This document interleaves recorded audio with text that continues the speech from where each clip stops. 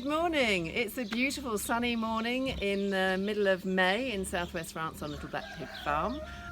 Welcome back to my bathtub garden. Today I'm going to show you how to plant out some plants in various techniques with different companion planting processes.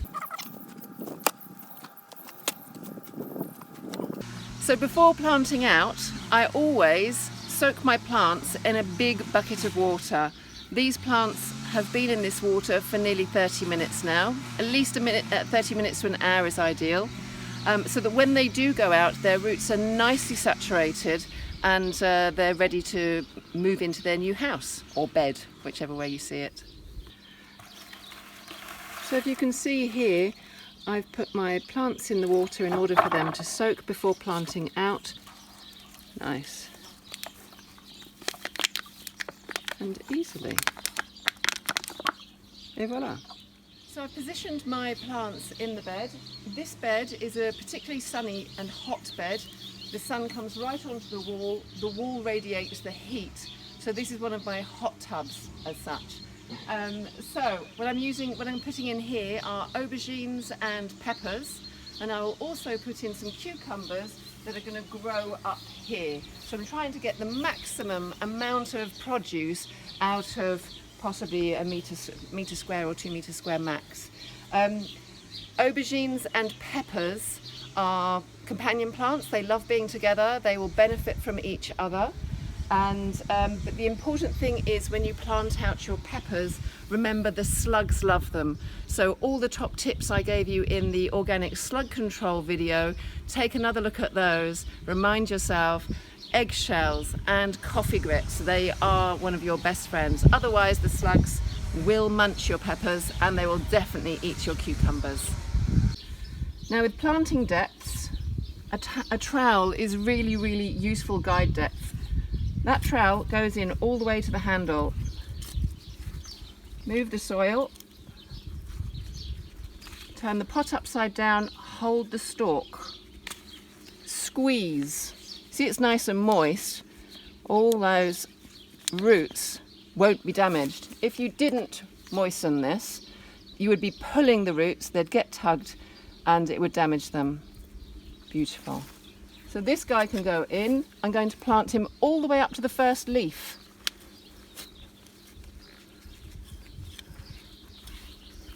And that means everything under the ground will turn into roots.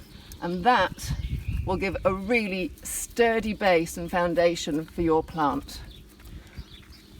Now I'm putting a load of eggshells all the way around that plant, because the last thing I want is my beautiful pepper to be munched by some big greedy snail. I've also got some coffee grits here that I've been gathering. So this really is mud pie. But my goodness, the slugs hate coffee grits. And it's also a really good fertilizer. So, and the shells are great because they're going to give calcium into the soil. So all of that is a win-win situation. I'm going to do the rest of that to all these plants now. So here with each plant I've put my upturned bottle. These are the bottles that I used as cloches for my beans. So now they become water feeders. And using the water left over from soaking my plants, I can just top them up and it will slowly water the plant over a period of time. To finish my bed, I've got some grass cuttings.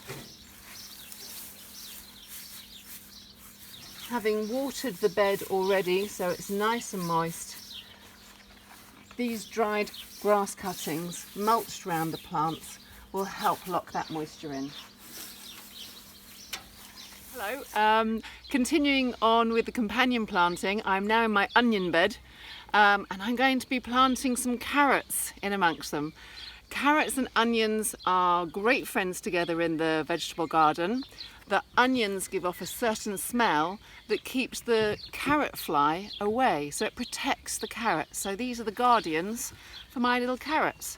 Now these carrots I sowed way back in the very first video, I think. So these are going to go into the ground now. I'm going to thin them out, get them in the ground. Carrots actually don't like very rich soil. You can plant them just in sand alone and they will grow. So again, onions don't like particularly rich soil either. So they're great partners in the soil and great guardian together with the onions looking after the carrots. So when you're preparing your bed for your carrots, you want a nice deep bed depending how tall or how long you want your carrots. So space them out so they have enough space to grow into the diameter that you want. And just look at this gorgeous little one that I'm planting out. Now you can see he's got quite a bit more growing to do, and you've got these lovely roots. So the deeper the pot, the better for your carrots. You can sow carrots directly in the ground where you want them to grow, but because of the vermin issue with mice nibbling all my seedlings, as I've mentioned before, I grow them individually in pots and then I plant out when they're large enough to cope with a good nibble. So I'm going to do them in little lines and then backfill like that. And then put in some more. Now I watered the seedlings first before I'm planting them out so that they pull away from each other nice and easily.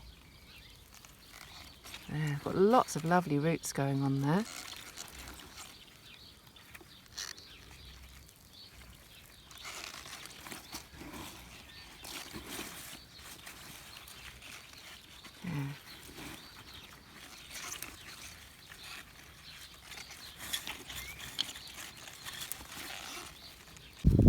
So just wanting to show you how the carrots have righted themselves from being sown slanted. They have naturally gravitated to growing towards the light. They've established themselves really nicely, and so they're working as a great balance together. You've got the nasturtium here as well, which is always a good friend in your garden. Not only are they pretty, but the leaves are also edible, as are the flowers and the seeds. So that's wonderful. Just look at the size of these onions. I might have to bring these in, a couple of them, and cook a stir fry tonight. Because you can eat the greens as much as the white. So here, what I've done is I've done what's called broadcasting, where I've just chucked a handful of seeds of all different varieties into the bed. So we've got some sorrel over here, which I just sort of chucked like this. I've chucked a load of salad seeds over there. I've got onions coming along. There's some beetroots as well coming along. And then this tomato has self-seeded, so he's quite established, he can stay. This other one I'm going to have to take out because it will get overcrowded. There's some radishes as well. And then further to the back there's more chard. And then there's more fennel. So this bed in total is a real mixture of all your spring salads. You could put some peas in here as well. They wouldn't complain.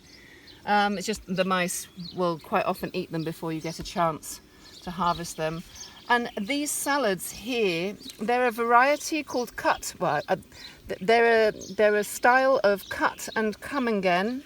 So, for example, with this one, I would take the outside leaves off, like this. I'd pick it back quite hard. There you go. So that's some salad for my lunch. And this plant will continue growing from the middle. And he will give me 2 or 3 months worth of produce. So by doing that with some of these, some of the greens, as well, I can take that in and I've got a lovely salad to start my day. So we've got this lovely tomato plant that I've planted in. When I planted it, I put in eggshells and coffee grits and also the banana fertilizer. All those are really important for your tomatoes. Your eggshell brings in the calcium, which helps prevent blossom end rot. Very important. So we've also got nasturtiums here. They're going to be great companion planting for the tomatoes. We've got marigolds as well. They also help keep off nasty aphids and other bugs that like to eat your tomatoes. And over here I've got basil as well. So basil, he will grow big and strong, and the two work really well together on a plate. So basil and tomato and your nasturtium leaves. That's a fabulous salad. These ones are great. Just this size here, that's what you want to eat. They're slightly peppery and really lovely. Just as a side, whilst we're here, whilst you can see it, you can see these tomatoes have got these side suckers. They need to come off. So just pinch them off, and that will encourage the stem of your tomato to become much stronger. And just see this one here. Just pick that one off. So here we've got a greedy feeder, like a courgette, and I've planted beans, dwarf beans, French dwarf beans, all the way around it. And so the beans will help nourish the soil, and the courgette will continue growing. These are a beautiful, small variety of yellow courgettes. Great for stir fries, and very abundant plant. As you can see, all the fruit are growing off the main stalk here. So this year I'm going to try and train this one to go up on the polytunnel, so it lifts the leaves off the ground, which would stop the mildew, which is what's happening here. I'll just take this leaf off. And then that will also free up the space here for me to plant other plants. Hello. Following on from planting out in that staunching heat wave that we had last week of temperatures of 28 or more, we've now had a biblical couple of days of thunderstorms, and it's been non-stop. The temperatures have gone down to 14 degrees. It's cold, wet and windy. So what's happened to all those plants that you've just planted out in the heat? Well, tomatoes really don't like this weather, and they will quite often get some kind of mildew or blight. So first thing I would do is try and create some cloches for your small plants. This is what I have done for my melons, because my melons don't like being cold at all. I've rummaged through the recycling, found a large water bottle. These ones are great. This is like a 5-litre one, I think. Yeah, these are great. Just cut the bottom off and put it over the plant, and that creates a little greenhouse for that small plant, and will also help against some slugs, because of course the slugs are going to come straight back out. So all the information I gave you in the slug video, have another look at it, because those slugs are going to be after your plants, especially your cucumbers. They love your cucumbers and all your pumpkins and your squashes. The other thing I've got here, I've got some little companion plants. These are called capucines in French.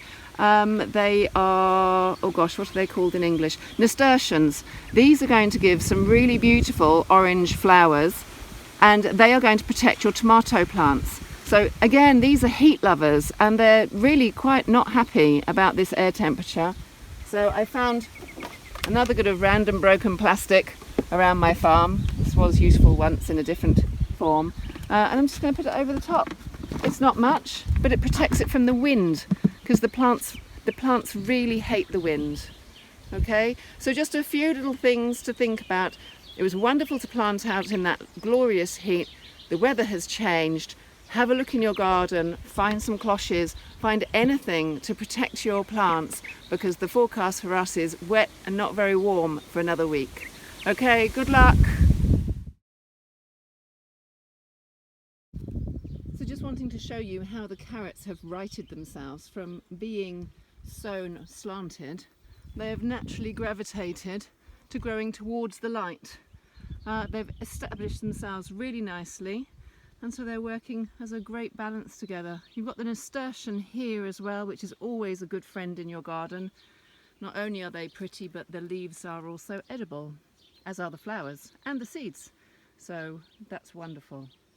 Just look at the size of these onions. I might have to bring these in, a couple of them, and cook a stir fry tonight, because you can eat the greens as much as the white.